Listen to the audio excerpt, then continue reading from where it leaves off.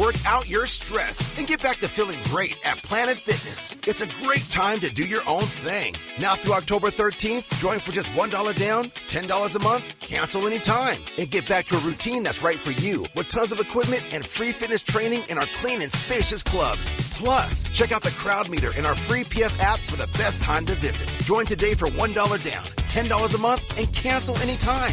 Hurry, deal ends October 13th. See club for details.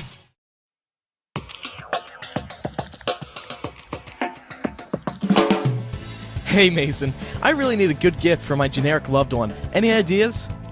Oh yeah, Andrew. I have the gift they need. If you sign up for GoDaddy's Economy Blogcast package, you'll receive 1 gig of disk space, 100 gigs of bandwidth, recording tools, and much more. Whoa, with all those features, I'd guess that kind of package will run me at least $20 a month and be plastered with ads. You're wrong, Andrew. The Blogcast Economy package is just $4.49 a month for 12 months. That's a deal and a perfect way to get your own website, blog, or podcast started. Oh yeah, that is a deal. Plus, enter code MUGGLE when you check out. Save an additional 10% on any order. Get your piece of the internet at GoDaddy.com.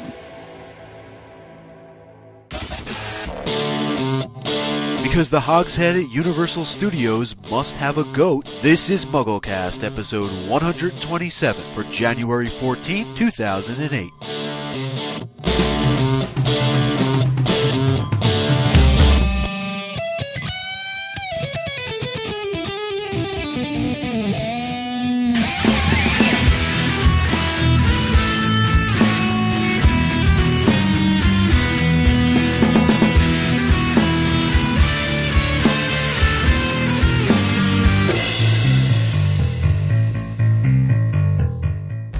We took a break last week, but now we're back with a whole bunch of people in the panel here. When was the last time we had sex? Had what?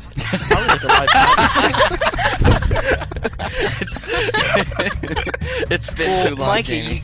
Mikey, you keep ignoring my text, so I felt I had to ask on the show instead of keep asking you privately. Email. You have to email. Oh, email. Okay. I love it how everyone thought the same thing too. Yeah. Micah does not accept Visa or MasterCard. He's an American No, Express. he does. Stay off those 900 numbers. And even then, it's like one of those annoying ATMs. You have to swipe it the right way, and it's just really vertically. Well, the point is, this is a very big group. That is the we main got a lot of point. news to discuss, and we also got chapter by chapter. We got a good show for everyone today. I'm Andrew Sims. I'm Eric Skull. I'm Jamie Lawrence. I'm Laura Thompson. I'm Micah Tannenbaum. And I'm Matt Britton.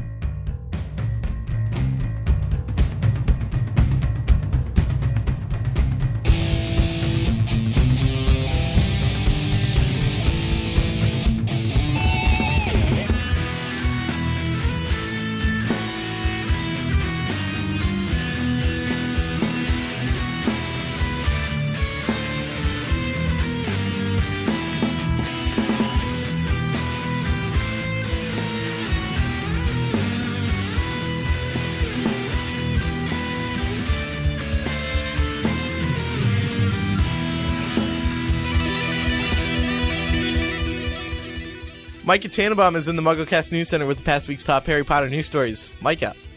All right, thanks, Andrew. In a press release, Warner Brothers announced that their movies will be exclusively on Blu-ray high-definition discs starting in May 2008. Currently, all 5 Potter films are available in HD DVD and Blu-ray formats. All of WB's movies will continue to be released on standard DVD. 2 websites that follow Universal Studios developments have recently updated with new construction photos and information regarding the Wizarding World of Harry Potter theme park.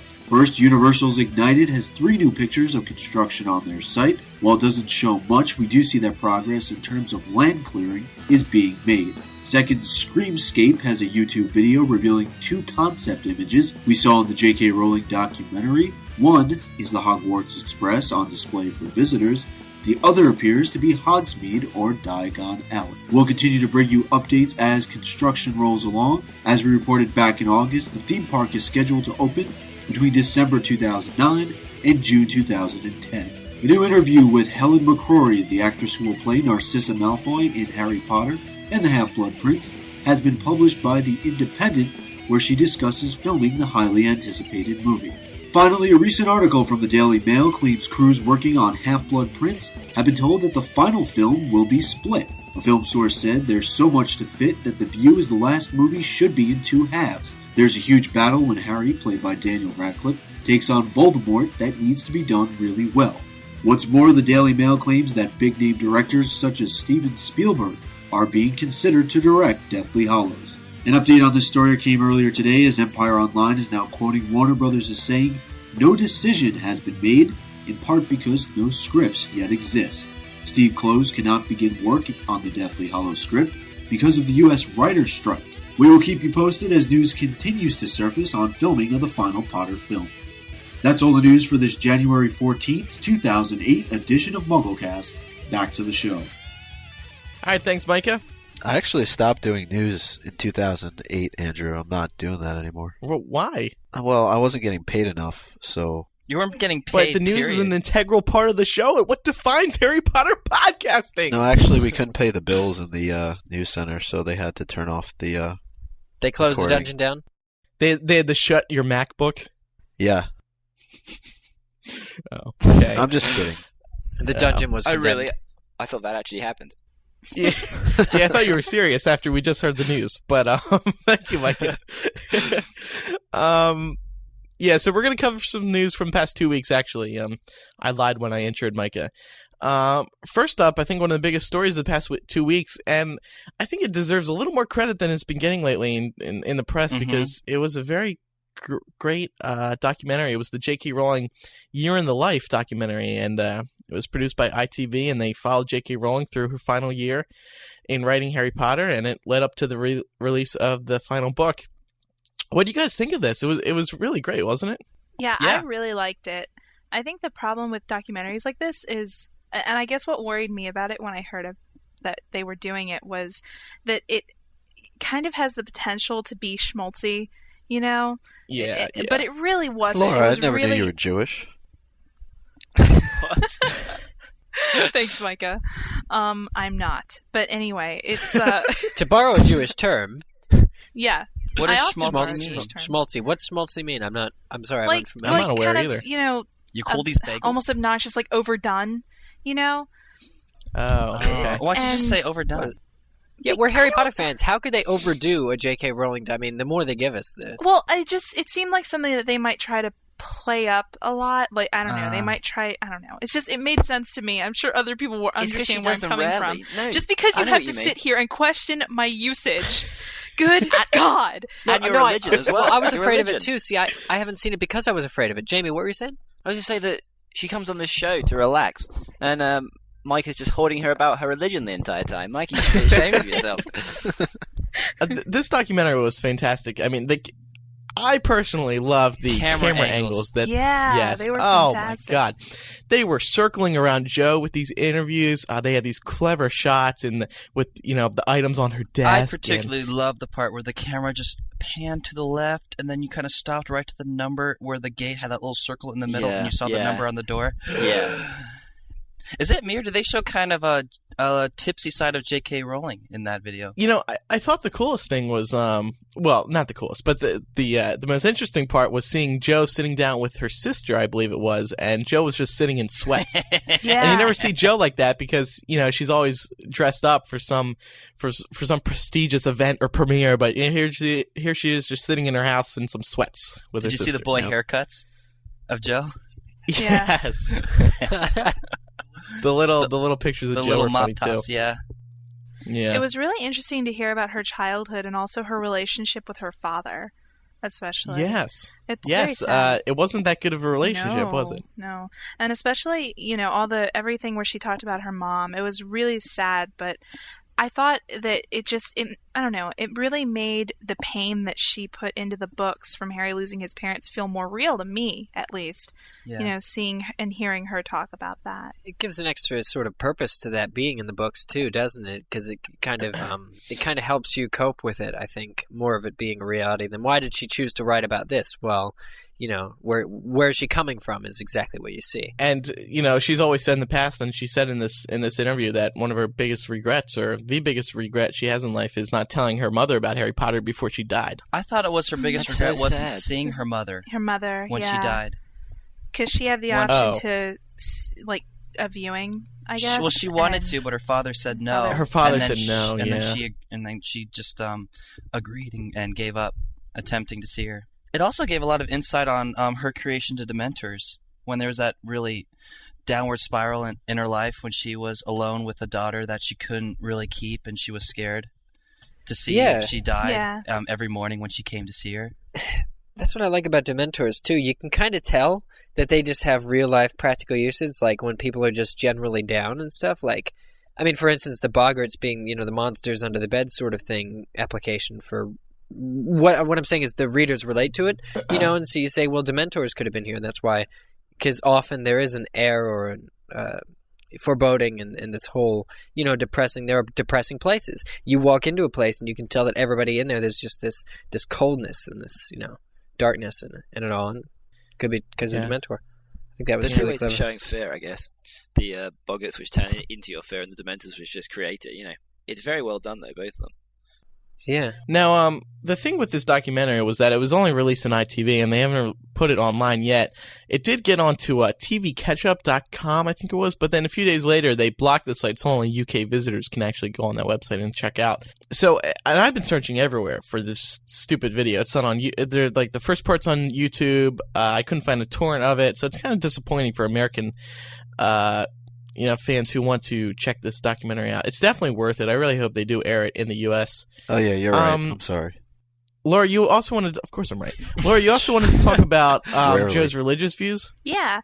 I thought you didn't really see a whole lot of that in the documentary, but there was kind of a brief moment or two where she talked about that, and they asked her where she believed, if she believed in God. And she thought about it for a second. She said, I do, but I'm very skeptical. Or something along those lines. Yeah, and I just thought it was really interesting considering how often her religious views and the credibility of the series as being a good, role model type series for children to read, being brought into light a lot. So I just thought it was interesting to kind of hear her come out and say, I do believe in God, but I still am skeptical of my religion, and there's nothing wrong with that. Well, they did also shoot her in the church she went to when she was a kid. Yeah, that's where she said it. One of the things that was really cool that I would want to find out more information was when she was going through that book and she had to turn the page quickly so the camera didn't catch what name she was looking at when she said, I borrowed that name for a really evil character in the series. Did you guys catch that? Yeah, and I was thinking about that today. I hope some tabloid goes back to that church and finds a name and then writes a good story on it. Yeah, because then we can see what it was. I'm just thinking of some, really snobby church lady named Dolores that she uses on exactly. or whatever. Yeah, it's got to be that. Yeah. That would be so funny.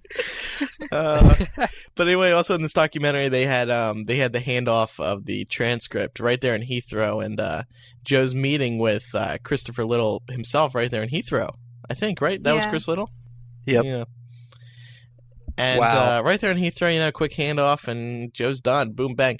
The other interesting thing, when we discussed this last week or 2 weeks ago, was that, it's interesting that Joe's just typing up the book on Word. That's but so funny. Moreover, then she's just printing the transcript out, or the draft out herself at home on her printer, just printing out, spewing things out right there. I was just like, wow, unbelievable. Yeah. Normal concepts like being out of ink just don't seem to apply to her, The printer's like, I'm out of ink, but you know what? I'm just going to generate more because this is the final book in Deathly Hallows. That doesn't happen to Harry Potter. Yeah. It doesnthen happen. No. Well, didn't she say she ran out of paper? Wasn't there that story or something? I don't know, but it'd be funny if there was a paper jam while they were recording. And then we miss a whole page of the book just because of that paper jam or something. But interesting stuff. Yeah. And then lastly, they did a part on, they had a nice interview with Joe in there about how, she feels like she can't believe people come to her asking for ideas, and, she she doesn't really like all the attention and all the publicity, but she just goes with it because she knows she has to, and it's part of the job. But she's not a fan of it, and she openly says in the documentary she's not good at it. Well, they film at a meeting for the theme park, and she's sitting there at the head of the desk with a bunch of what I assume are Universal execs. I'm sure maybe Stuart Craig might have even been there, but they're looking through pictures of the theme park.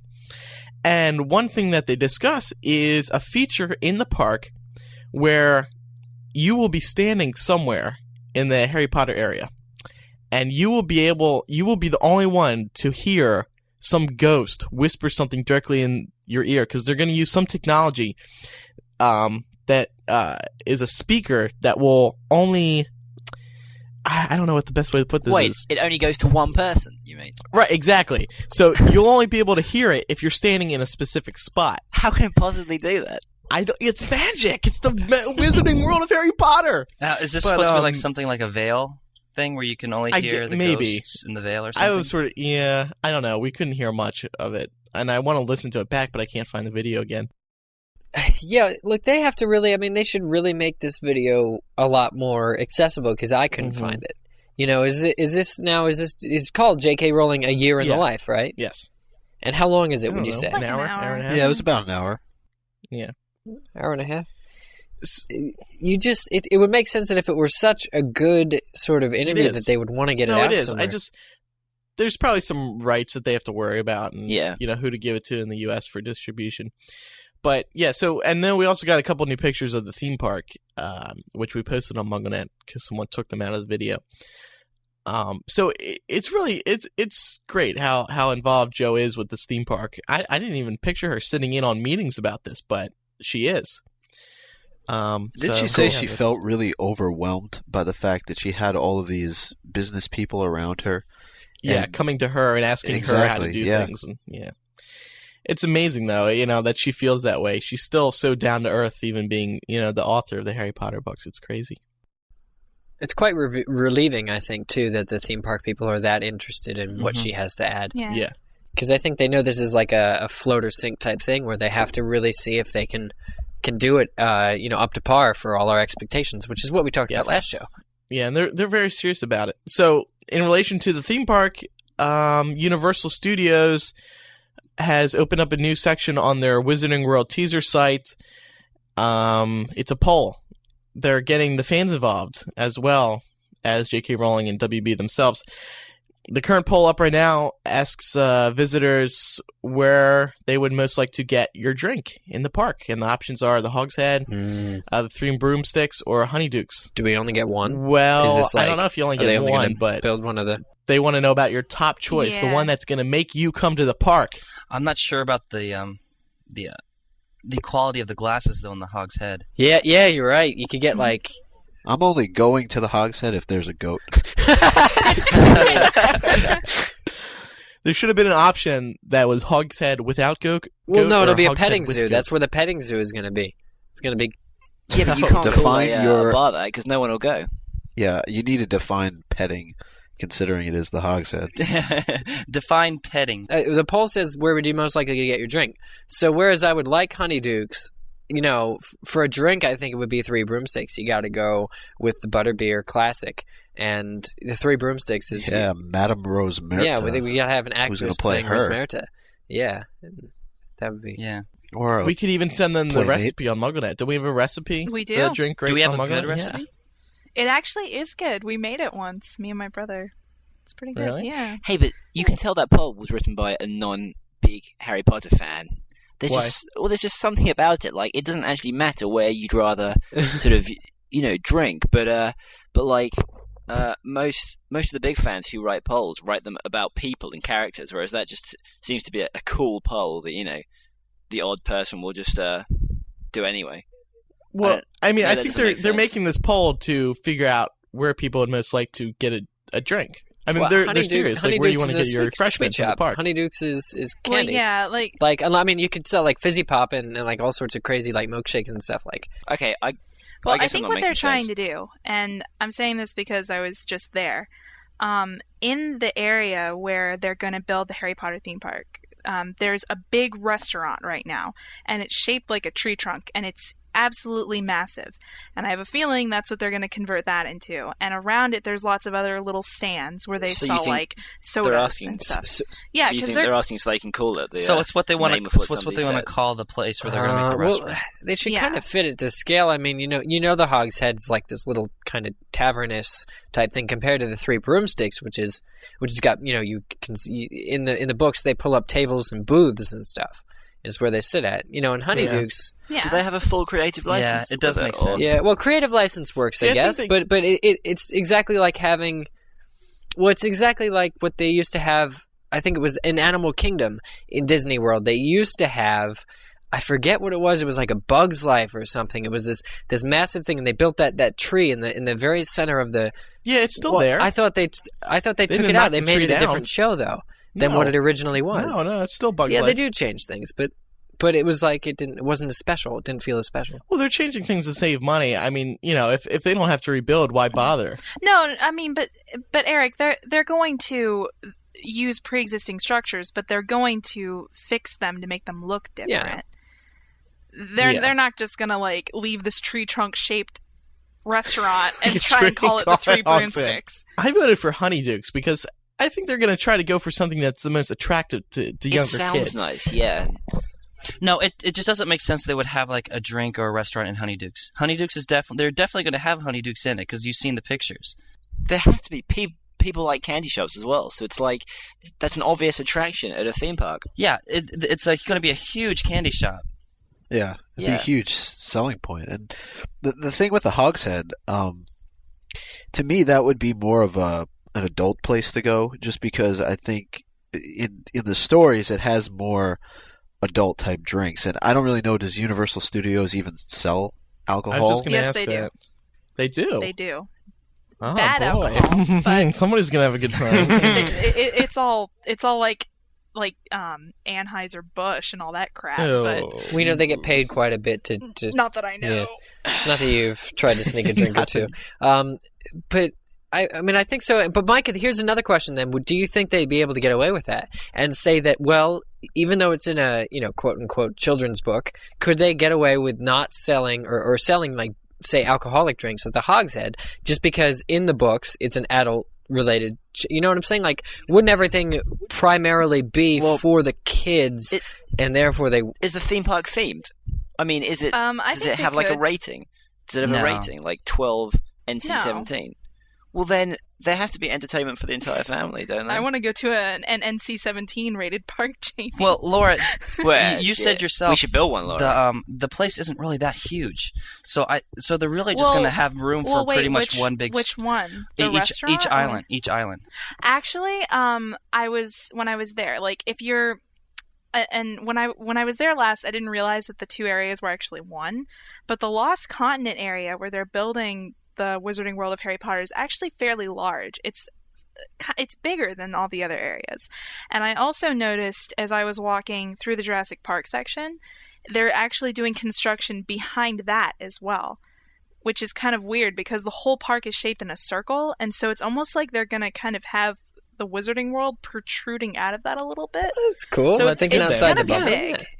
That's good. It's definitely going to be big. Do you think it's really necessary if they have both a Hogshead and a Three Broomsticks that serve drinks? Is it really that big of a park? Well, then again, think about how many little tiny shops they have at any amusement park, really, or how many little tiny little like vendors and. Yes, there's tons of little stands, and there's a gift shop after every ride at Universal Studios. Yeah. So it's like... that is true. They'll have I think what would be funny is for there to be an alcoholic drink thing like the Hogshead, and, the parents would take the kids and just be like, okay, you take him to Dobby's Funland or House Elf Adventure or whatever, and I'll go over to the Hogshead.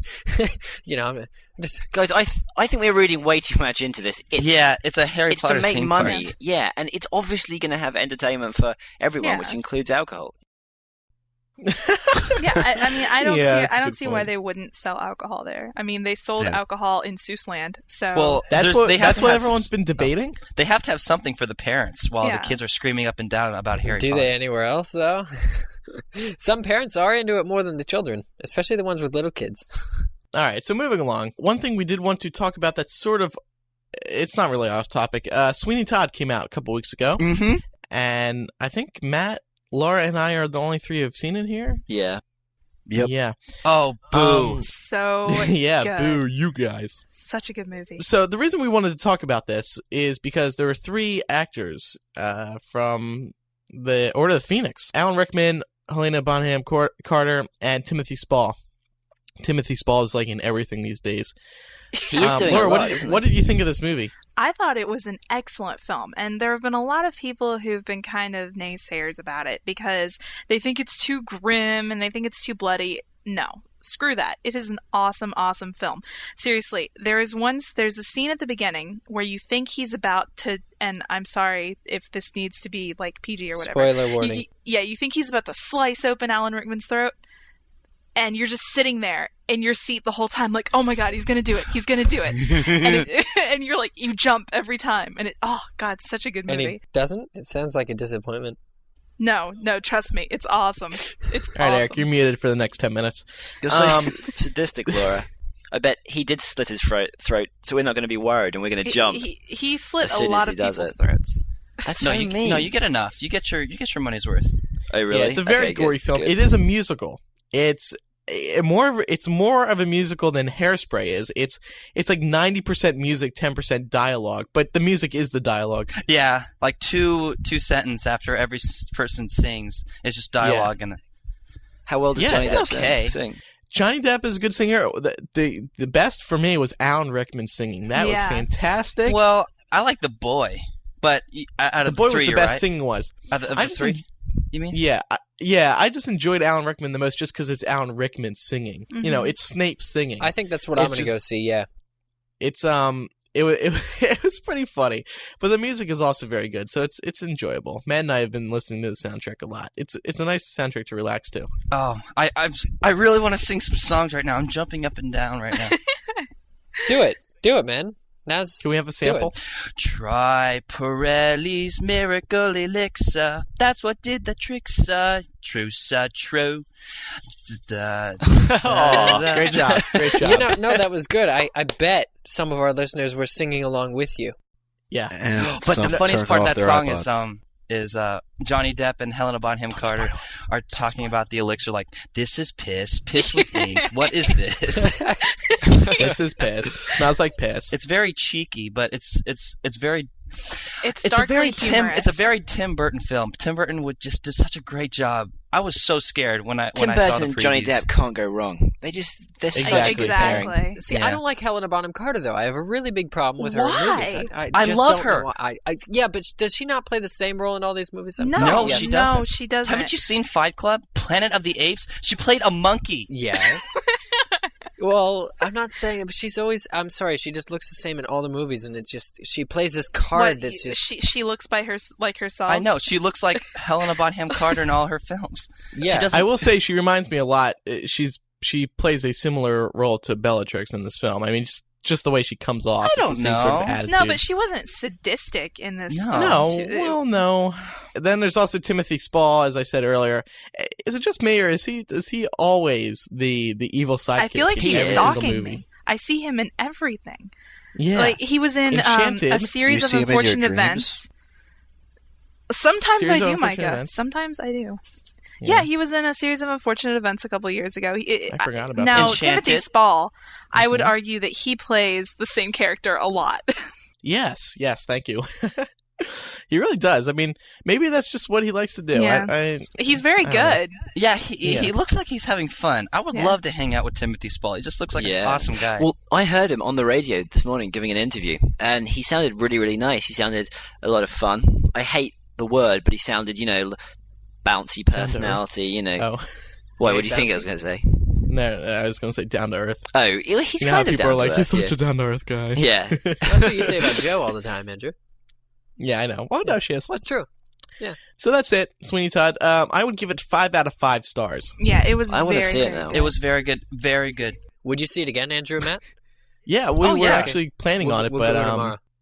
Ryan had to be back home, so we didn't. Yeah, I'd love to see it. Another news story. Final news story we're going to talk about today. New interview with Helen McCrory, who is coming back to play Narcissa Malfoy. She was supposed to play Bellatrix, but then she got preggo, and Sorry now about now WB welcomed her back. She said, "Come on back. This says to me, we love you so much. We have to have you. Come on in, be Narcissa Malfoy for us." Yeah. Okay. She cursed. Now I know how to get everyone quiet. She said a swear word in her interview, and Kieran posted it on MuggleNet, and I went in and I edited it out because it was What, You changed bloody? it to bad. Yeah, well, no, she said the SHIT word. Oh, and he put the. Oh, I didn't see that.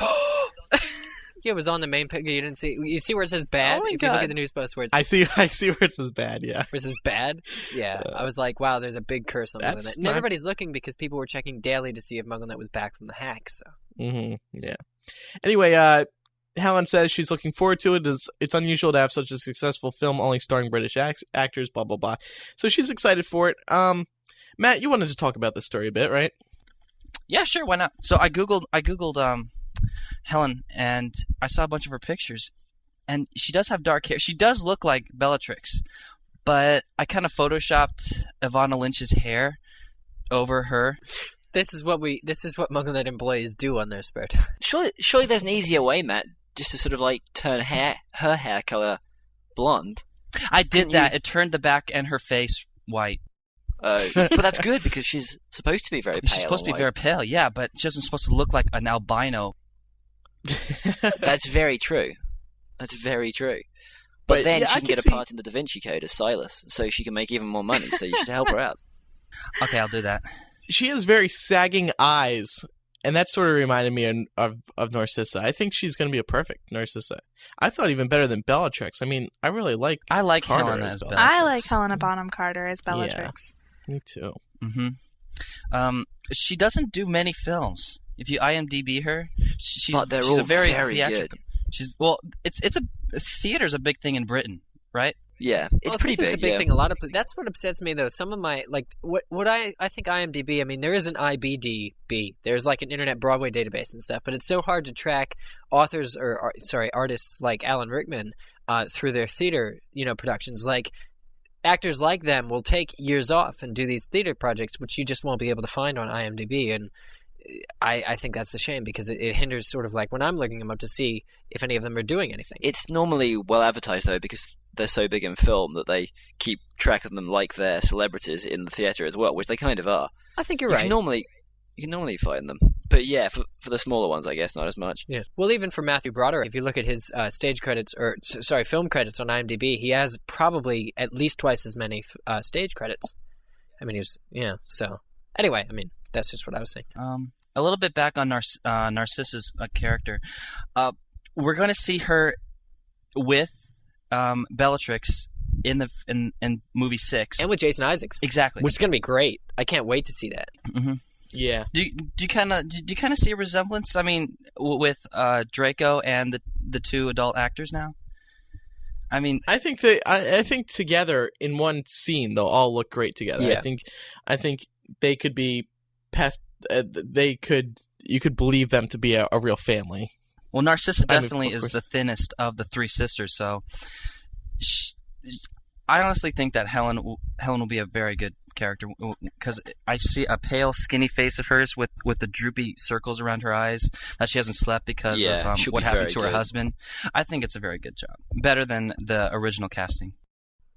Anyway, let's move on now. One other story I wanted to bring up, and this is quite a shame, of course, as everyone knows, MuggleNet was hacked a few days ago by some elite hackzors, like Sockzors, and Emerson put a good post on MuggleNet, but unbelievably, some fan sites call themselves the most comprehensive Harry Potter fandom, news sites, and yet we're the only one to actually post about MuggleNet being hacked. Very disappointing. Kind of came as a surprise Yeah. to I me. think people they were hoping it didn't happen to them, because, I mean, I had Yeah. received a message that said, wouldn't it be funny if they had hacked MuggleNet and Leaky at the same time and made each site look like the other one? That would be pretty good. That would have been funny.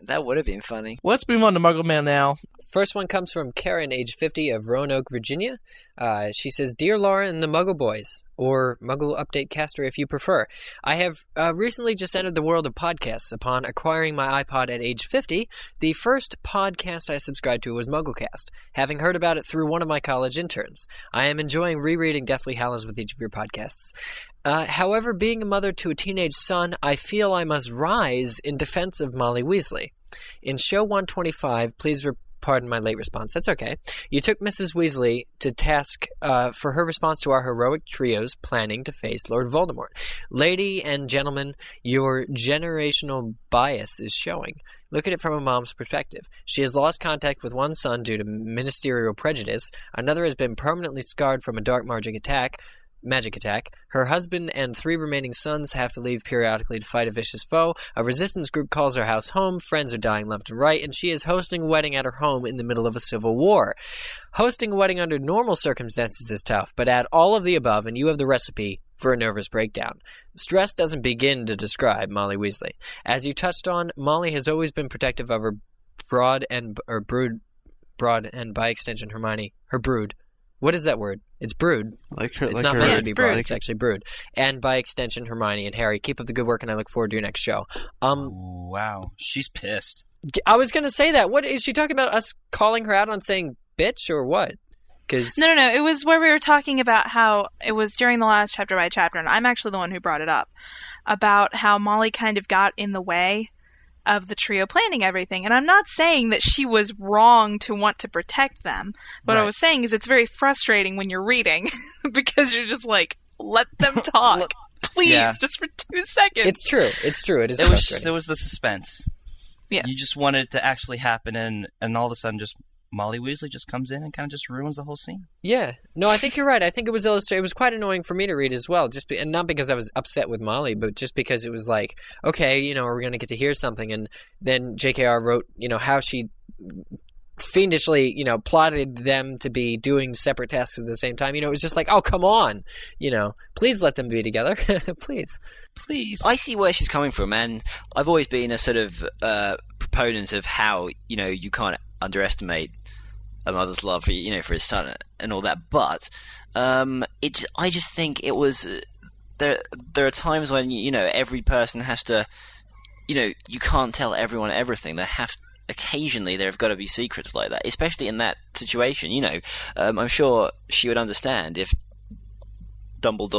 she knew what Dumbledore had said, she would probably understand. And, it's tough to make choices. Those 3 could have told them, or they could have trusted Dumbledore, and they made a choice. Not to. And, the other thing they chose, Jamie, is if they would have chosen to go back to Hogwarts, they could have done any and all planning they had once they were there. No, it was too dangerous, though. They'd have been killed. Yeah, no, they would have been easily. It's true, yeah. Look what happened to So I Neville. guess you're right. Certain circumstances have happened otherwise. But I was thinking, well, then Molly wouldn't be there, and she would, that would be a perfect place to wait until, but things happen sooner than that. You're right. Let's move on to the next email now. Okay. It comes from Grace. She says, Hi, MuggleCasters. I was just listening to your podcast, and I noticed a mistake in your statements on Chapter 7 in Deathly Hallows regarding Harry letting Voldemort into his mind. You state that Harry first lets Voldemort into his mind in Chapter 7, but it actually happened first in Chapter 5, Fallen Warrior, at the end of the chapter, in which Harry witnesses Voldemort torturing Ollivander. The quote from Hermione is also actually the last sentence of this chapter. Thank you for the great podcast. Happy New Year. Yeah, that's my fault. Good job, Micah. Yeah, Thank Micah, you. jeez. Oh, Micah, job. don't beat Taking yourself one up for the about team. it. I think it was my fault. This is why we have about 10 listeners left. Yeah, I don't beat myself Jerk. up about it. I let Andrew do that for me. Micah, What? Beat take him himself up or beat you up? Do the beating. Beat me up, yeah. He beat me up. Andrew, hit me. Wow. Micah likes to be spanked. Oh. I'll just leave it at that. Whoa. Wait, All right, Laura, next email. In episode 125, you were talking about how Expelliarmus is Harry's signature spell. But can we talk about Voldemort's signature spell? Voldy successfully Avada Kedavras a lot of people through the course of the Harry Potter story, but when it comes to trying to AK Harry, he gets really stubborn about it. Every time he's tried to use the spell on Harry, bad things have happened to him. When Harry was 1, the AK spell backfires and blasts Voldemort out of his body. When Harry is 14, the AK spell is the one he used to spark off the Priori Incantatem. When Harry is 15, in the Ministry lobby, Dumbledore made a statue dance in front of Harry to take the blast instead. Also, Fox ate one spell, but I can't remember if that was one going to Harry or Albus. When Harry is 16, almost 17, Voldemort flies at him and tries to use Lucius's wand, but it friggin' explodes. When Harry is 17 in the forest, Voldemort uses the spell, and not only does it not kill Harry, but it sends him to the floor of King's Cross Station. So in the final showdown between Harry and Voldemort, you'd think the damn Dark Lord would use a freezing spell or something and then hit Potter with an axe. I realize he's all about the killing spell, but he must be insane. I guess, in the end, that it's a good thing for the good guys. Addicted to spells. The death curse. The thing is, though, He wouldn't use an axe. He should. He should. That's his weakness. Yeah. Well, but he's a Muggle who wants to use power and magic. Throughout the entire books, Dumbledore has always said that he fears death the most, so he tries to sort of cast death on his enemies when really he should try something else. Yeah. Like a gun. Like an AK-47. Another thing is, the reason, He just pulls it out of his robes. Yeah. Well, he can hold a wand in there. He may as well have some guns. Say hello to my little friend. Hasta la vista, baby. Eat lead, Potter. Voldemort keeps trying to do Avada Kedavra. Of course he's going to use Avada Kedavra in the final book when, he wants to kill him at any time possible. He doesn't want to waste his time and freeze him. That makes Voldemort look weak. He doesn't want to look weak. He just wants to go straight for the kill. I think it's different. Like, she brings up a good argument, and she obviously did her research here, but James Brown. Which I don't know how you could possibly write an email. But anyway. Papa's got a brand new bag. Watch me! Watch me! I got it. I don't know. I think these are two different cases. Voldemort's signature spell is Avada Kedavra because that's all he wants to do is kill people. Well, I think that's safe to say that all the Death Eater's signature spell is Avada Kedavra. You rarely see that. Well, and Crucio. Some of them are addicted to Crucio, but... He doesn't want to take chances, though. Like, right. Why torture them when you can get rid of them immediately so they won't be a threat anymore, Yeah. Voldemort can't switch his move because there's only one killing spell, but Harry, on the other hand, can switch his move because there are several defensive spells. Yeah, like right, yeah, stun, exactly. Disarm, Petrificus Totality, petrify, everything. Unlock. Yeah. You could use Alohomora on them and just unlock the bad guys. The whole reason why Voldemort wants to kill Harry is because of the prophecy. He knows that he wants to live, so in order for him to live, he's got to kill Harry. That's also very true. That's just his reaction. His impulse is to kill him. I think it was clever, though, to also just mention the things that happened to Voldemort when he tried to cast the Killing Curse, except I thought at the very end he actually did, when the Killing Curse hit Harry, I thought it did actually kill him. It was just that, that's the whole thing with the ending of Book 7. When Voldemort casts the Killing Curse on Harry, he does blank out. It wasn't an immediate sort of rebound that didn't work sort of thing. And Voldemort thinks he's dead. When he comes back. Yeah, it's true he goes to King's Cross, has that little dream, but I was under the impression that Harry had actually just been hit by the Killing Curse, and that, when he got the chance to come back, it was because of obviously the Horcruxes or whatever, but, I thought that it hit him, but... It did hit him. Okay. He couldn't die because he was part of Voldemort. Right, but the spell hit him, so it's not like it... Well, it doesn't kill Harry, but I thought it... No, it was just... He finally got hit by a Killing Curse. It was just terminology. It had to happen at some point, yeah. All right, well, let's move on to chapter by chapter this week. This week we're going to be talking about chapter... What chapter was it? 9? 9, yeah. Just 9. Chapter 9, and what was it called again? A Place to Hide. So we're gonna segue right into chapter by chapter, but it's different this week, Andrew. How is it different? Well, yeah, we're gonna do it a little differently. People were saying with last week's episode that it was a bit rushed. So with this week's episode, we're gonna, instead of doing the top 5 items, we're just gonna go all out and talk about everything that we found in the chapter. And also, we're doing one chapter this week as opposed to 2. So yes, this does mean that the show won't be ending in early April. It'll be finished when we're finished with chapter by chapter. So we'll work it out. We'll just see what works. We can work it out. But okay, so yeah. Short summary of this chapter. Basically, this is an easy chapter. Of course, this is right after when the Dementors come down the Death Eaters come down on the wedding, and Harry, Ron, and Hermione have to get out, and they run for it, and they look for a place to hide.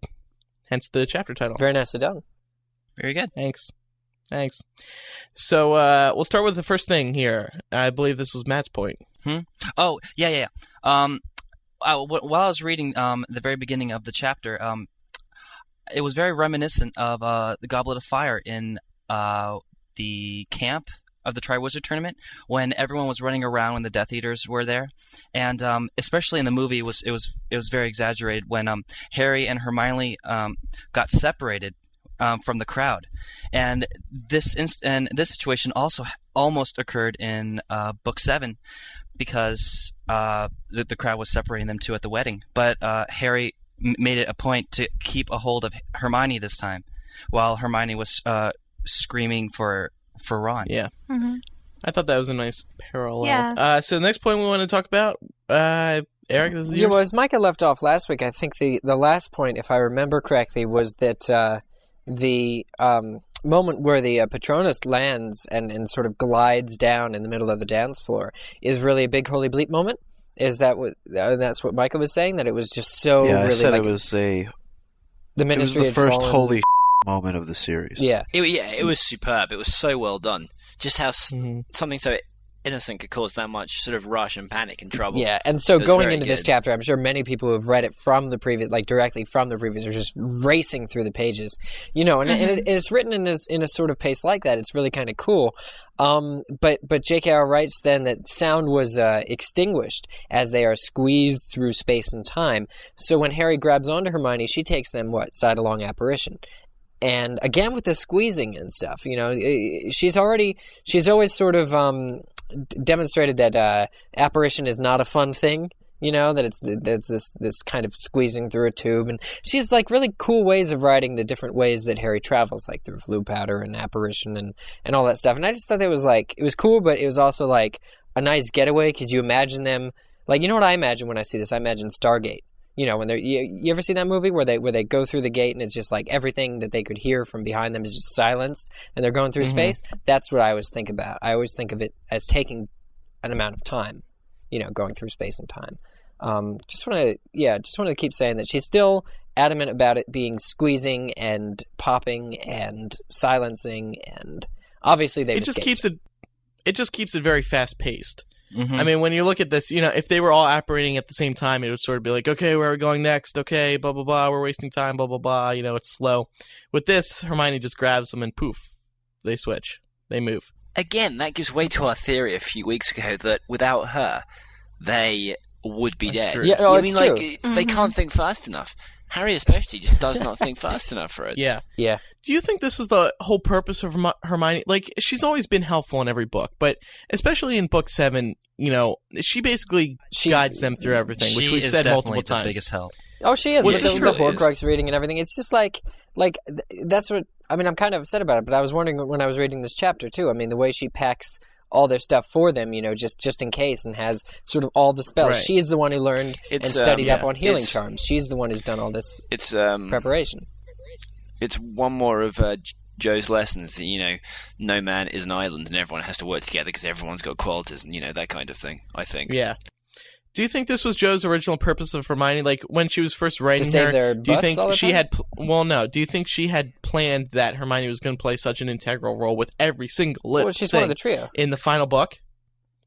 No, but it doesn't matter if she's one of the trio. I'm just saying that she's always... Like, every little thing, even coming down to the packing and, like, you know... Well, is the alternative that Hermione's a good scapegoat? Like, anytime you need something done, pin it on Hermione to have done it already? Is that what you're... I think it just shows how Hermione is just so hell-bent sent on getting on this whole trip, because It's true. In the back of her mind, she is always ready. She is she's so intelligent. It was such a big transition from the previous chapter when when you read it, you were just so anxious for it to get started, but it was just slow moving. And in this chapter, they're pretty much just thrown into it. I think Hermione was pretty much expecting that to happen. Like, they were just going to be thrown into the search. Like, it wasn't going to go off on some nice start. And it's so relieving to see I Hermione, think also, you know, in action, as opposed to Harry and Ron, to see Hermione come up with this huge, you know, this great spell that gets them saved, and to have done all this preparation is really relieving, I think. Like, reading Hermione in this book, I really liked it. I really enjoyed reading what she had to do. I think also a lot of the point behind Hermione's character is to make a statement about strong females. I mean, I don't want to say much about, agendas here, but I think that just based on all the female characters in these books, they're all very strong characters, whether they're good or bad. And I think Jo believes in saying that, hey, sometimes, it's not just men that do these things. Women have to save your butt too. Mm-hmm. Kind of like you with this show, right? Yeah, without you, Laura, honestly. And I'm being serious, too. No, I thought you were being sarcastic at first. I was like, oh gosh, they're going to make fun of me now. She's the voice of reason on MuggleCast. I've never been sarcastic, ever. Well, it definitely shows that Hermione takes care of all the stuff that Harry and Ron don't really think about. Like, they're thinking about the grand aspect. Like, Harry, she wants Harry to keep his mind focused on killing Voldemort, and she wants to take care of the other things that are important, but are not exactly in the frame of mind, so to speak. In the frame of mind of the hero, who has to deal with all the, all the Voldemort things going through his head and stuff. She wants to keep him on that track. And I agree. I really like what you said, Laura, about Hermione being, the strong female role too. I think you're right, because that's just it's really it comes through when, in light of Hermione with Ron and Harry, she's competing with two guys, much like you're competing with us on MuggleCast. But that she handles it so well. And it's really a good thing to show that in the books. Yeah. Well, it's like you think about, and I don't want to go too far ahead here, but when they're in Malfoy Manor. Too far. Too far. Am I not allowed to say this one little thing? Do it. Or is it going to throw it off? Can I? Yeah, you are. Eric, stop doing that because she's a woman. That's not right. She's stronger than you. She can kick your ass. She can. I know. Anyway, what I was saying was that when they're in Malfoy Manor, the second that Hermione gets taken away and they start torturing her, Ron completely loses his mind. He can't do anything. He's completely useless. And I think I kind of relate that to, literature like Frankenstein. When you think about a lot of the statement about that was that a world without, women and a world without mother figures is not a very good world to live in. And so I think that Jo, giving a representation of strong female characters is a lot of the reason that Hermione's there. Also, if you read a bit of, like, the Da Vinci Code and some of the stuff in there, although a lot of it is based on, questionable history, there is a lot about the pagan worship of women and stuff like that, and how, I mean, this is completely not linked, but I just thought of that, so I thought I'd say it. No, I it's agree, true. Jamie. Yeah. I see, this might be bad, but do you think that in the beginning, when Jo was planning all these books, Jo, because this is how I see Hermione now. I see her as the genie from Aladdin. Whenever you have a problem, see her as Robin Williams? No, well, yes. I was thinking of the Christina Aguilera song. It's like, Hermione, you coming to find the Horcruxes with me? You ain't never had a friend. You ain't never. Because Hermione, it's just that Hermione's always there for him. For Ron and Harry, and I just think that it is she's true. just there. She's just there to grant wishes. She's just there to There was no other purpose for Hermione. She's just there to say. Instead of writing out ways for Harry and Ron to save the day, they just always go to Hermione. It's like a fault. I don't. Yeah, but it's not you see what I'm saying here? Hermione's very intelligent, and I give you that. But it's not like she just thinks up these solutions off the top of her head. She does a lot of hard work to achieve the knowledge that she has. That's true. She's extremely clever too, just like in all the adults and all the other students like to say. They keep repeating it to Hermione how clever she is, and she is. She's the most clever. What did Harry and Ron do to deserve someone as brilliant as Hermione by their side? That's pretty cool. They saved her from a troll. It's extremely interesting to see the difference in how Hermione and Harry work. How one is very hardworking and really, really thinks about the process, whereas the other one acts more on instinct. Both are advantages and disadvantages, obviously, but it's just interesting to see how they do things differently. You know what that reminded me of? It'll be interesting to see how the next two movies take it. Because of their sort of casting, Emma Watson is a more girly type. I mean, obviously, Hermione is very feminine, but, Emma Watson even more so with all the pink and is that what my hair looks like from behind, etc. It'd be really interesting to see Emma take, because especially in book 7, there's such a place for Hermione to be very intelligent, and I don't think it can seem out of place if they don't sort of do enough of that. Like I want to say that in the first movie when Hermione said, books and cleverness, and she blushed there at the giant chess set, was like the last time they really, really, really utilized her character, I think. Emma Watson. I mean, I'm not going to say it's the last time, but you don't see it that often, do you? As much as you do in the books. No. No, Emma Watson is definitely definitely going to learn how to cry in this movie. Yeah, because she needs to. Hermione does it all the time, especially for Ron. Ron! Where's Ron? Well, I can't wait for her to sick the birds on Ron in the next movie, in 6. That'd be awesome. Well, hey, let's move on to next point we want to talk about. Tottenham Court Road, which is where they go to in this chapter. What is the significance exactly? Matt asked me earlier, we were in the book, and Matt asked me, what's on Tottenham Court Road? I'm going to Google it. I was like, well, hold up there. You don't have to Google it. You got Google right here in your friend's head. On Tottenham Court Road is We Will Rock You. Oh my the God. musical. I mean, right, Jamie? I mean, that's how we associate it. Yeah, if I could ask her one question, I'd ask her why, when they stopped off there, they didn't drop in to see if they had any cheap front row tickets for the show. Yeah, where's the TKTS booth on TKTS? On Tottenham Court Road. I just don't know why they didn't. It was a complete, I agree. They'd have been safe in there as well because it would have been dark. The ushers would have made sure they couldn't be hurt, and then and during the break they could have bought ice cream and stuff. So, Oh, it's so good. Mm. Why couldn't they hide in the subway? Apparently, there's a subway on that street. There's a subway station there. There's that. What's the hotel name? I can't believe I'm forgetting it. Oh, come on, Andrew. No, I'm not going to tell you that. That's very. Come on. Saint Paul. Saint. Come on, Andrew. This is ridiculous. Saint. We've stayed in a hotel about 25 times, and Andrew's like, "What's it called again?" I just remember it's crap. Saint, it's not that bad. I really can't remember. Saint. It begins with a G. Oh, Giles. With Giles. St. Giles? Yeah. Giles. Gills. St. Giles, yeah. Okay, so there's that hotel. There's also a lot of tech shops. That's how Jamie first described it to me. And do you remember I got ripped off on 2 cables? Yeah, you paid like how much? Well, no, because I paid £10 per cable, £20 for like a $1 cable. But yeah, no, you could have gotten that for so cheap in America, or probably anywhere else. No. He just screwed me over for that one time. I didn't ask him the price, so he just thought he'd make it for 20. I bet it's like the law. If you don't ask and you hand them over a 20, he can charge whatever he likes. Like, right? No, because if he told me that, I wouldn't have paid it. He was an idiot. I hated him.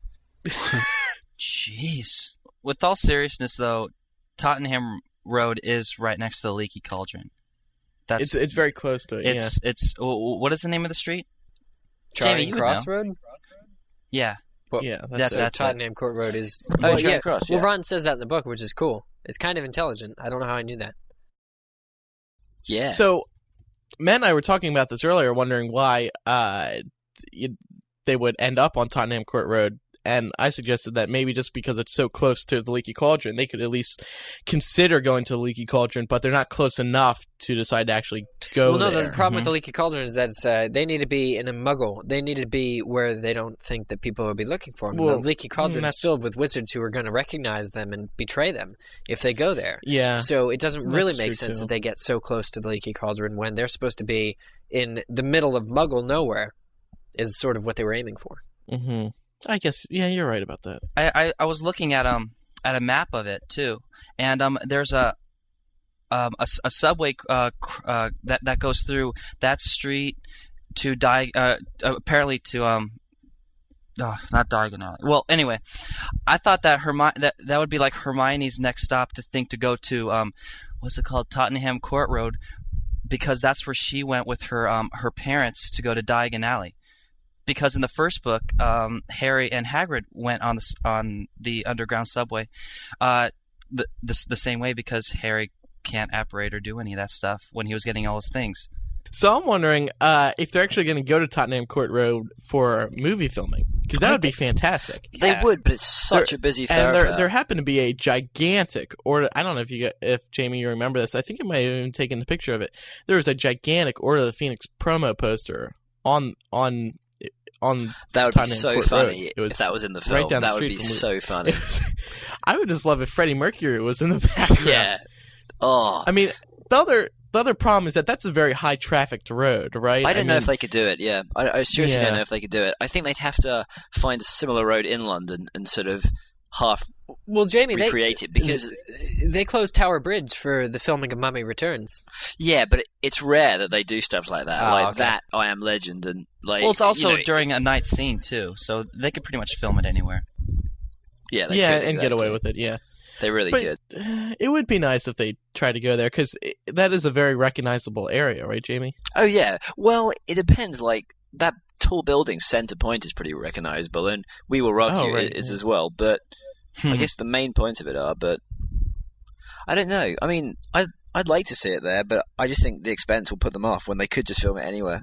Yeah. Well, not anywhere, but I mean, are they really going to come out in the film and be like, "This is Tottenham Court Road"? Like. And show the sign, just to emphasize. Well, but they do talk about it, because they're like, well, I don't know. It's just cool, because... Guys, the way you say that is so funny. Tottenham. Tottenham. Oh, what is it? Tottenham? Say it. Tottenham. Tottenham. Tottenham. That makes sense. T-O-T-N-U-M. Tottenham. Well, it should be. There's also a Subway there. Delicious. Subway food. That was a nice Subway. It's better than how people would say it in Georgia. They'd be like Tottenham. That's how people would say it here. I think that's just the title of the show, isn't it? Maybe. Let's move on. Next point now. Sorry. But they can cut this all together. I mean, they could just send him straight to Grimmauld Place.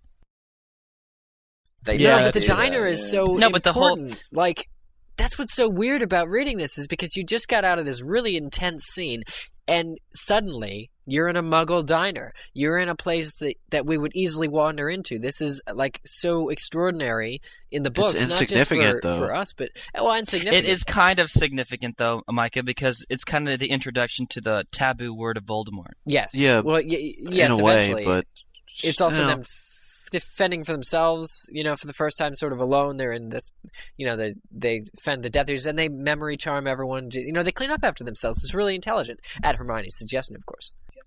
They could cut it, though, Micah. You're right. Pretty much, this story is so massive, anything can be cut. And it's not that important. It's cool, but it's not important, really. Yeah, it's cool to us. Well, Matt brought up the most important part.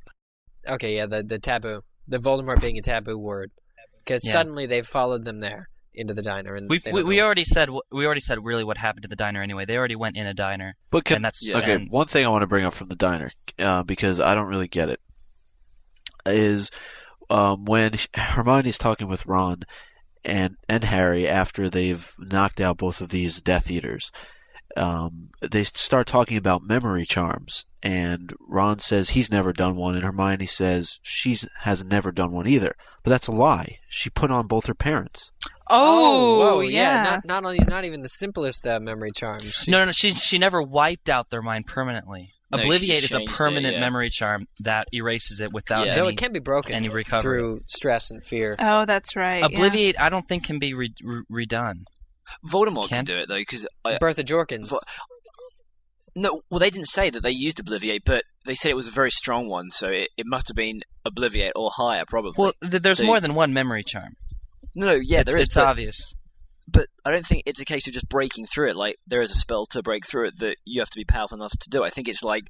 It reminds me of sort of like being very cunning and, clever and weeding answers out of people, taking down their defenses one by one and breaking through it by like a back door, very, very quietly, and like a cat stealing through the grass. It's very, you don't break it through brute force, you break it through intelligence. And that's also a lie, too, what Micah said about Ron not knowing Obliviate, because didn't Lockhart say it in book 2? Well, he hadn't performed one. Because Lockhart performed a memory charm with Ron's wand. So if you want to get really technical, Ron's wand or his old wand has performed a memory charm. But he doesn't have that Ron wand. Doesn't. I don't think so. Did he? Yeah, that snapped and then he got the new one in book 3. Yeah. I guess, but she performs some form of memory charm, so... Yeah. That's probably one of those, screw-ups that we have on our website, like an actual... But she's also in shock, too, from what just happened. Mistake. That's true, too, yeah. I do want to mention that I was going through the voicemails earlier today, and a caller, I can't remember her name, but a caller did actually bring that up, so good job, caller. Anyway, they somehow make it to Grimmauld Place. Yes, they make it to Grimmauld Place. And the first thing that they noticed is that the what is it? The what toe? The umbrella stand, I think, isn't it? Yeah, but it's like a Troll foot. dragon toe. Oh, I don't. Troll toe. Yeah, that's it. Troll foot, toe, whatever. It's knocked over, so they figure someone has been there. It turns out it was Tonks and Remus being in there. And Matt, you brought up the point that this was actually the reason why Arthur Weasley sent the Patronus in the first place. Yeah, saying that because Remus was the one. Oh well, we're jumping ahead, but yeah, we are. I know. But anyway, Remus and Tonks had to have been there because hence the stand being bucked over, just like in Book 5, and the whole fact that Mr. Weasley sent his Patronus depicting about the family and everything, and you can. There's only so many guesses of people from the Order who know about the incident and know about Grimmauld Place, so it has to be Remus. Yeah, it does make sense. And then one other thing in here, I think this is a little out of order, but 9 and 10 should be switched. Yeah. Or we should just explain what happens. This, I know Jamie was absolutely loving this. Oh, I love this bit. This was so cool. Go ahead, Jamie. I just love how she didn't explain it. How let's Dust tell figure... people what we're talking about. Old Dusty, the Dust version of Dumbledore, and the tongue tying thing. The way how she didn't say what it did against Snape, but how if Moody had, done the anti-Snape thing, it would have to be a very powerful, curse. So it's very interesting how a very unhurtful thing, it seems, could keep Snape away. And it's very interesting at this point on how the tongue-tying thing works. So how can it tell it's not Snape? Because, I guess the whole point was, if Snape came in, his tongue would not unroll, and so he couldn't say, I didn't kill you. But they say we didn't kill you. Don't they say we didn't kill you before the tongue-tying thing even gets them? No, it's afterwards. Oh, okay. Because, it seems like you could almost say it, sort of get rid of the trap before the tongue-tying thing hurts, or it was confusing for me. I'm confused about something here, though. What? Didn't Snape break into Grimmauld Place? Don't we find that out later in the book? He did. He did. So, and he was able to say, I didn't kill you. So I don't understand. What would happen if Dusty got to you? And what is Dusty? Is Dusty a solid object or not? Because it said he came up from the carpet. No, it's made of dust. No, we don't know. We don't know. Wait. It said it was made of dust because in the book it said the pile of dust. Dust-colored, wasn't it? Just because it goes back to dust doesn't mean it wasn't... What is it? And it came from the carpet, so it has to be not solid, right? Unless there was like a trapdoor or something and popped up, Like this thing came floating through the floorboards. I thought it was like a ghost thing. Or like a Patronus, and also an ethereal. These traps, these obstacles aren't exactly that dangerous. It's the tongue tying and a pile of dust coming at you. Do you think that these were also like? Do you think they put these here just in case the trio actually went there so it wouldn't kill him? No, I think they are deadly though, but it's just extremely well coded, if you will, so it can tell exactly who's there. Like if Snape came in, I doubt he could say, I didn't kill you for some reason. And then the figure would get him. It's like...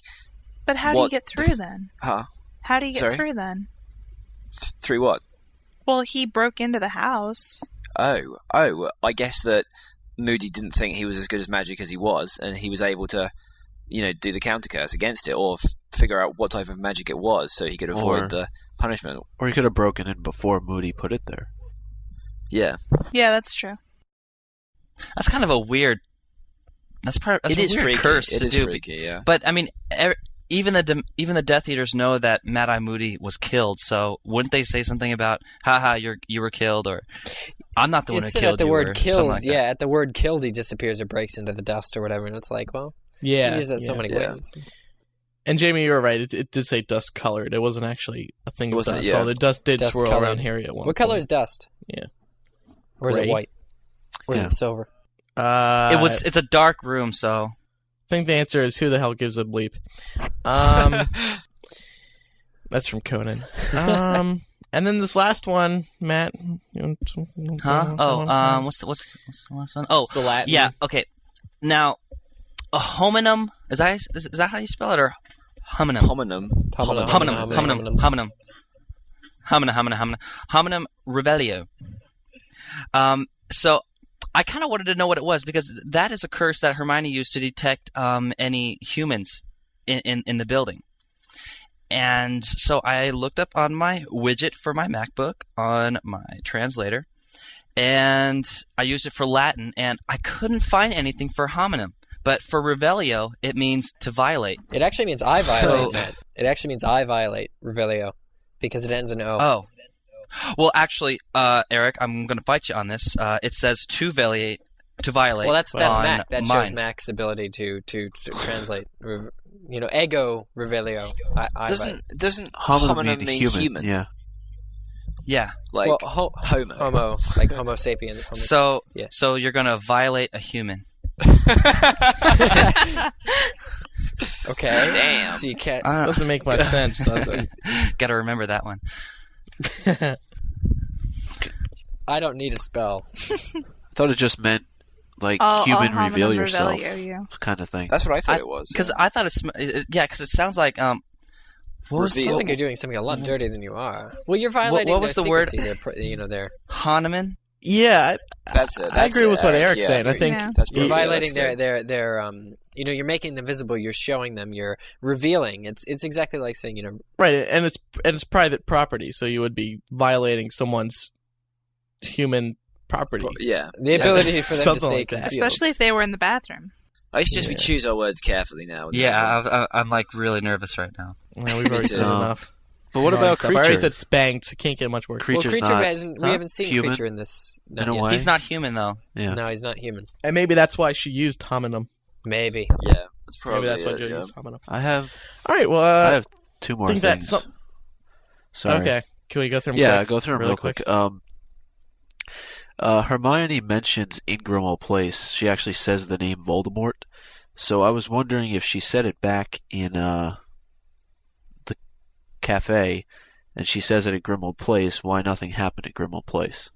Do you think Snape probably put another charm on it? Well, no, they Because do. he though. kind of figured that. Don't they? And then they see a lot, because I noticed this too, Micah. And when Hermione says it, the man doesn't appear in the square, but doesn't Harry say it? And then that man appears in the square, and then two men appear in the square, and they're sort of gazing up in the direction of the house. Do you guys remember that? And they're inside the house looking out. No, because Ron found out that the word was taboo, so it must have been said before by someone else.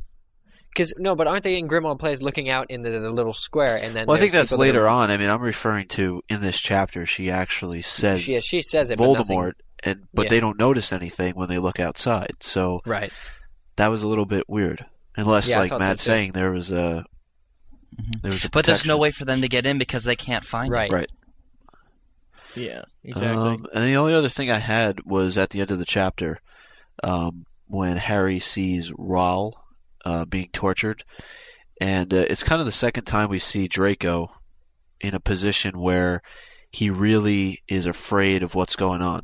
And I Petrified thought- was the word. And what he's going to do. Gaunt was the phrase too. Yeah, that's what Joe wrote. Yeah. So that's all I have. Yeah. It's scary to see Draco still being tortured by Voldemort. Voldemort knows he's not. And still Yeah. unprepared for his unfortunate Yeah. reality that Yeah. he doesn't want to be a part of. It's Well, the family he does, you're born but he into, doesn't. He's Draco. scared. I wonder if he actually tortured him at all. Well, if not, Voldemort would have, so.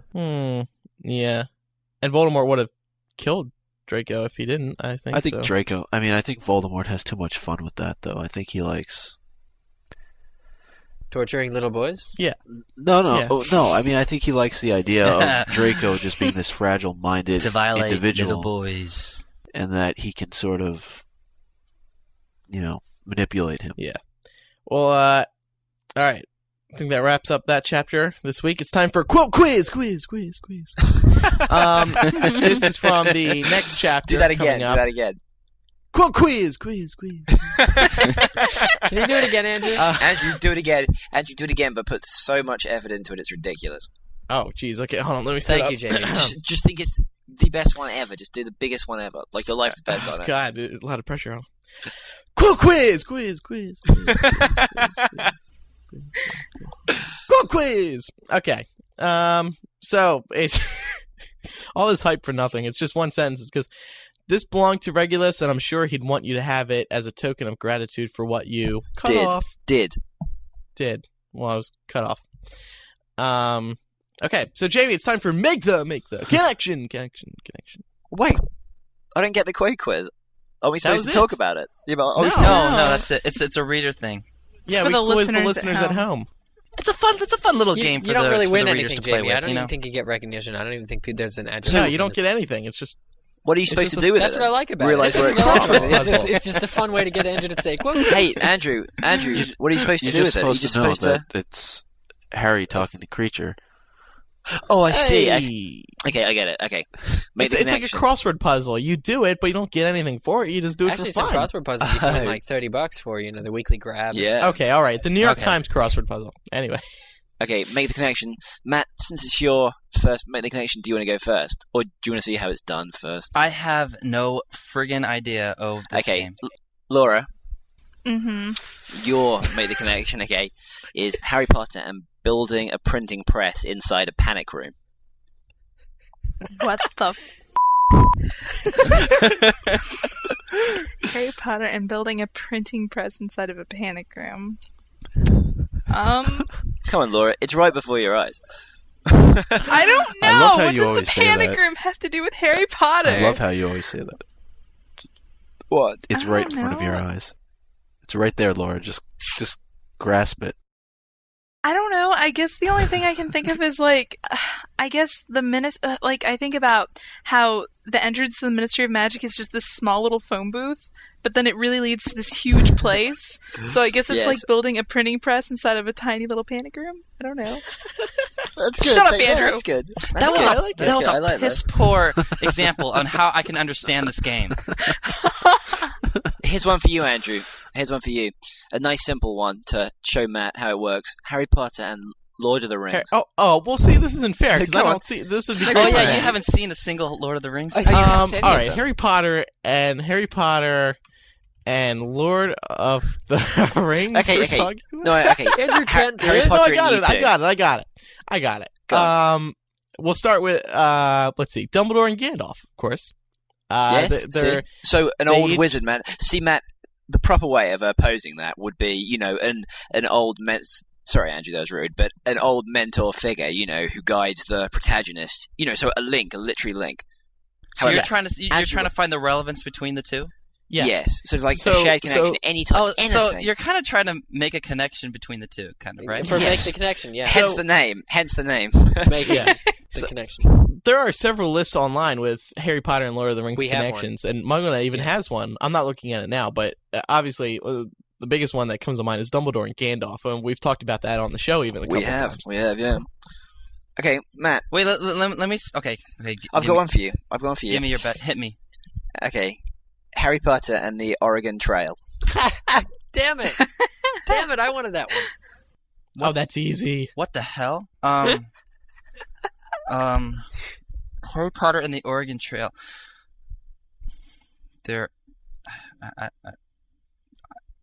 This sucks. I give up. No, come on, Matt. You can do it, Matt. I have faith in you, Matt. Okay, well, a lot of people died on the way to the Oregon Trail, so... Yes, that's good. That's acceptable. That's perfectly legitimate. Well done. It was not bad for your first one at all. At all. Okay. I have an example for that one, too. Okay, go on. All right. Go on. On Just the to Oregon help, Matt, Trail, like with the game, they camp. They do a lot of camping. And like in Book 7, they camp, too. Ooh, I like that one a lot. Yeah. I like that one a lot. Okay, that was Matt, next week I'm going to come down a lot harder on you, so stop practicing. Get ready for it. You won't get any easy ones like that. You're going to get some abstract. That was not big easy. ideas. I want the Lord of the Rings one. That one was easy. No. Matt. No. At a live show. At a live show in front of how many people? 1,000 people? Yeah, Jamie told me to make a connection between Harry Potter and setting a pillow on fire using oil friction. I was there. That was funny. The look on your face. Oh my god. Oh, that was easy. Yeah, it was. What is that? Yeah, no, it's Aberforth Dumbledore and a sheep. Is that before or after the sheep's wool is made into that's a pillow? awful. Well, see, I would be so for that one. Although not a live show, but... Not a live show, but yeah. With all the pressure, that's a you good can't one. really... They don't come to you as fast. Oh, please. Yeah. Dirty stuff comes to me like like that. Okay, let's move on to a P.O. Box update now. Laura, you've been checking the P.O. Box since you're back at home for the holidays? I have been. Hang on just a second. I have to pull it up. Can we start calling it the pickle box? No. That's what the P in P.O. stands for. Pickle office. Pickle Object Box update. Pickle object box. I love that. Yeah, speaking of pickles, ladies and gentlemen, I have to say that you have all sent sufficient amounts of pickle merchandise, actual pickles too. We've gotten pickle cards. We got a yodeling pickle from Diane. That's A yodeling pickle. Should I play it? Play Or will it, annoy you play guys? it. Okay, listen to this. And the best part is, well, actually, it's not the best part, but my mom enjoys chasing me around the house with this thing now. So I hear this thing about 50 billion times a day because she thinks it's hilarious. So thank you, Diane, for entertaining my mother. We also got, and this was like a huge thing to thank her for, Rhonda D sent each of the MuggleCasters a $25 iTunes gift card. Whoa! That's very nice. Yeah, all 7 of the original... yeah, Matt, you don't get one. I'm sorry. No, it's okay. I wasn't even listening, but yeah, I just but heard the all reaction. 7 of the original hosts got a $25 iTunes gift card. So that was extremely generous of her. That's We very thank you very generous. kindly. Pamela, who sent Andrew and I, do you remember Andrew? She sent us the Places You Will Go Yeah, you know, I was books. thinking about that the other day. That When was we graduated. a very nice gift. Oh, the places you will go. I think I got one of those. Yeah. Maybe. I've got the feeling you've got the cure. Pamela sent a box with a few items in it. She sent a pickle ornament for Andrew. Andrew, you Oh, get the most awesome. pickle stuff on the planet. I What blame can you I for say? this. I love Yeah. pickles. And she also sent gifts for Jamie and Eric. They're wrapped, so I don't know what they are. Oh, that's very kind. And she also sent a card for Andrew, which is really nice. And then we also got cards from the following: Emma, Jenny R, Stacy H, and her puppy, Robin, Aw. Jennifer W. What? Her hubby. Oh, puppy. Puppies. Yeah. Oh, I thought you So were. cute. I thought you were making Oh, her an hubby or exasperated puppy? noise. No, her puppy. Her puppy, who's Oh. named Molly Wobbles. Better luck next time, Laura. Yeah. And let's see, Emily P and Julia C, Sarah D, Lisa W, who is from Cumming, Georgia. So Wow. that's pretty awesome. Also from Tracy, Janet W, Courtney R, Robin J, Melissa T, Dave, Laura, Clinton, Andy, John, Kathy, Max, and Sammy. Wait, Laura Clinton? Amanda O, Cleo M, and Betsy M. Also, and I'm going to butcher these names awfully, from Belgium, Stefan, Alex, and Levy sent my mom a Christmas card, so she Aw. really, really appreciated that. Actually, a lot of people have been sending my mom cards and stuff, and she thinks that's really nice. Also, just the other day, we got a card from Stephen, Marcia, Lena, and Truffle, which was really nice. It says, "Peace begins with a smile" on the front of it, wishing us a happy 2008. Right back at you. Yeah. Thank you, everyone, for. Oh, also, for Andrew, mailing all Amy that in. sent you some plastic pickles. Oh, thank you. I love pickles. So- There's like pickles in that mailbox, isn't there? Like it's filled with pickles. Pickles. Yeah, Straight people have pickles. actually sent real pickles. Why don't we make our edible new pickles? Why don't we make our new catchphrase like gold, Yeah. Dang. Gold pack. money? No, thank you. What about- Seriously, thank you, everyone. send who's your been items mailing to the them. money We will box. rock you tickets. That's Andrew, what? we'll call it the We Will Rock You tickets. Yeah. box. But yeah, thank you everyone for mailing this in. I was looking through the voicemail box.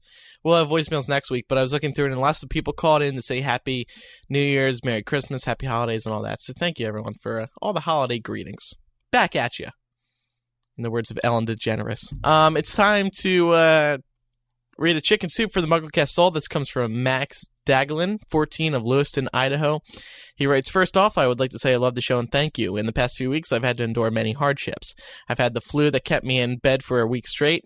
I've had my dad go through a back surgery, my 9-year-old brother have emergency hip surgery, and my dog I've had as long as I can remember put to sleep, and my great-grandmother pass away.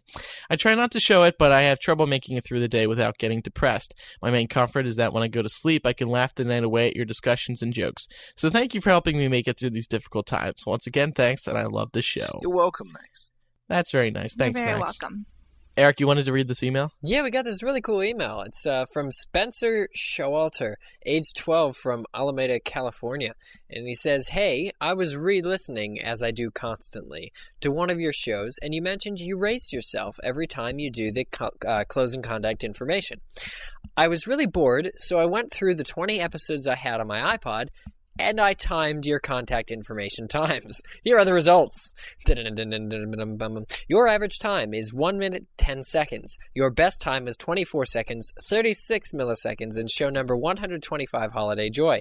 Your slowest time, for the closing contact details, was 2 minutes, 8 seconds, 97 milliseconds in show number 122, Special Positioning. I'll tell you if you beat your record. Thanks for reading this. Love the show, Spencer." This is a lot of pressure. I mean, already everyone's This making is fun a of me lot for of the way I pressure. say it. Now I Yeah, just yeah. do Let's it. try to do it. Let's try to beat it. Come on. So wait, what's our Okay. record? What are we trying to beat? I don't know when exactly he starts timing, and maybe when I actually it's a she, I think, because she goes to Julia Morgan School for Girls. So And do you Okay. think, Andrew? Do you think she counts the if? Do you think she records it right from the beginning, or she does Well, it? see, if she included those, I would think it would be 3 minutes longer. Yeah, Okay. well, that's true. Yeah, at best least 3 time is minutes. 24 seconds. Look, I can time milliseconds too. So can you All right, really do let's- this in 24 seconds? Well, no, but let's try this. Okay. All right. Well, I already screwed up. On your Well, it's marks. time to remind everyone about our contact information. Laura, what is the P.O. Box? P.O. Box 3151, Cumming, Georgia 30028. We're going to be bringing voicemails back next week. You can call on a MuggleCast voicemail to do that. In the United States, you call 1-218-20-MAGIC. In the United Kingdom, you dial 02081440677. And if you're in Australia, you dial 028335668. And also, you can Skype the username MuggleCast. Just remember to keep your message under a minute and eliminate as much background noise as possible. You can also visit MuggleCast.com for a handy feedback form to contact any one of us at our name at staff.mugglenet.com. With the exception of Matt, is Matthew B. at staff.mugglenet.com. You can also visit several of our community outlets: Andrew, this is MySpace, very Facebook, poor. YouTube, This is Rapper, very Last poor. Event, Fan Listing Forum, Dig.com, Vote for Our Songs of the Month, Podcast Alley, and Review, also Yahoo Podcast. This is very hard. I know it is. I'm sorry. All right. I think I did everything. You forgot accessories sold separately, batteries not included. I always forget that. Yeah, it was under a minute. I don't know how we got 24 seconds. We need to listen to 125. Did you guys just get into P.O. Boxes? Screw it. I don't know. Happy Christmas, everyone. It depends on what he's actually timing. He might not be timing the community outlets and stuff. Oh, that's true. Yeah. Shake, sorry. Yeah. All So right, we well, may I have think beaten our record. I think that does it for this week's show. Once again, I'm Andrew Sims. I'm Eric Skull. Laura. It's nice to Oh, hear sorry. that podcast. Sorry. Laura. Sorry. Hi, everybody. I'm Laura Thompson. I'm sorry. I thought Jamie went before me. Fine, I'm Laura Thompson. No, I'm Jamie Lawrence. I'm Micah Tannenbaum. And I'm Matt Britton. We'll see everyone next. It's the funniest We'll thing see. under the sun. We'll see everyone next week for episode 128. Bye-bye. Bye. Bye. Bye-bye.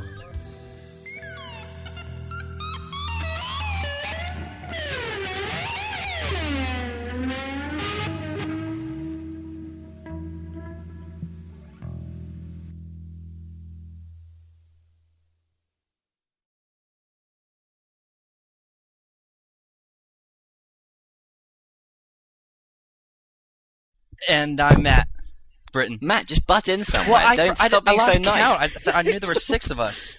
Matt, stop being Say so it one more nice. time so it flows a little better. And I'm Matt Britton. That's so over the top. That was awesome. That's going to sound really awkward. And but I'm Matt okay. Britton. Yeah.